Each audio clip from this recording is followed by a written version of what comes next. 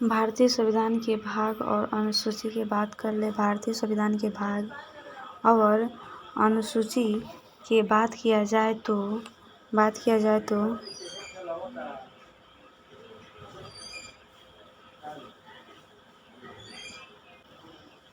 जैसे यहाँ पर देखिए संविधान क्या है, संविधान किस लिए बना है ना। संविधान नाम क्यों दिया गया, इसका कई मतलब निकल सकता है। तो यहाँ पर देखा जाए संविधान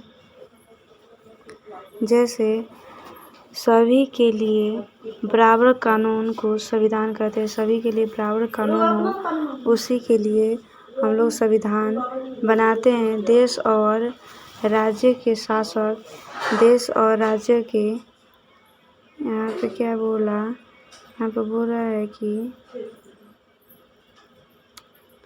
एक सेकेंड,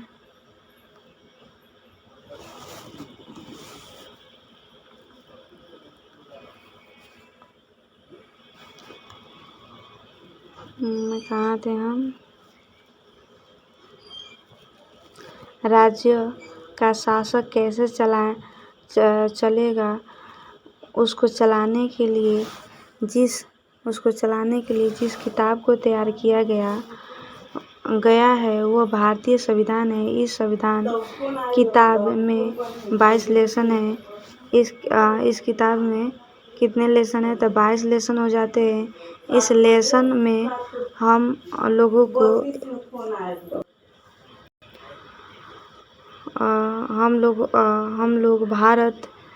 हम लोग भाग कहते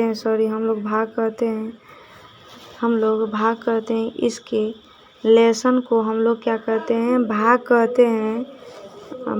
इसमें कुछ टॉपिक लिखे गए हैं जिसे अनुच्छेद कहा जाता है। इसमें जो टॉपिक लिखा गया है उसे अनुच्छेद कहते हैं। इसके अनुच्छेद का बात करें तो कुल अनुच्छेद 395 है। इसमें कुल अनुच्छेद कितनी है, 395 है। तथा अनुसूची देखें तो 12 है, अनुसूची 12 है। और यहीं पर बात करें संविधान की अनुसूची को देखा जाए, अब यहाँ पर देखिए संविधान की अनुसूची। इस अनुसूची में पहले जो था हमारे मूल संविधान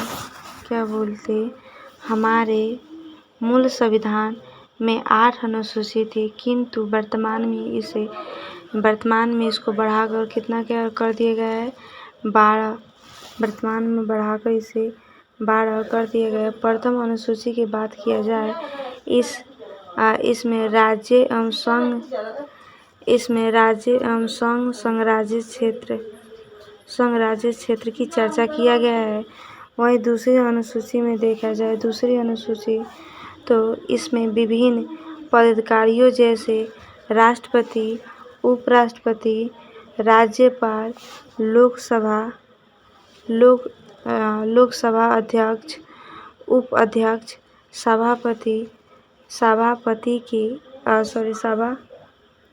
राज्यसभा के सभापति, उपसभापति, मुख्य न्यायाधीश, राज्यपाल के वेतन भत्ता की चर्चा किया गया है। दूसरे अनुच्छेद में की गई है। अब बात कर लेते हैं इन सब की वेतन कितना है। तो राष्ट्रपति का वेतन जो है 5 लाख रुपये प्रति माह है, और उपराष्ट्रपति का 4 लाख रुपये प्रति माह है। लोकसभा अध्यक्ष 4 लाख रुपये प्रति माह हो जाता है। राज्यपाल, लोकसभा उपाध्यक्ष, उपसभापति, इन सभी का कितना वेतन हो जाएगा, तो 3.5 लाख प्रति माह हो जाता है। सर्वोच्च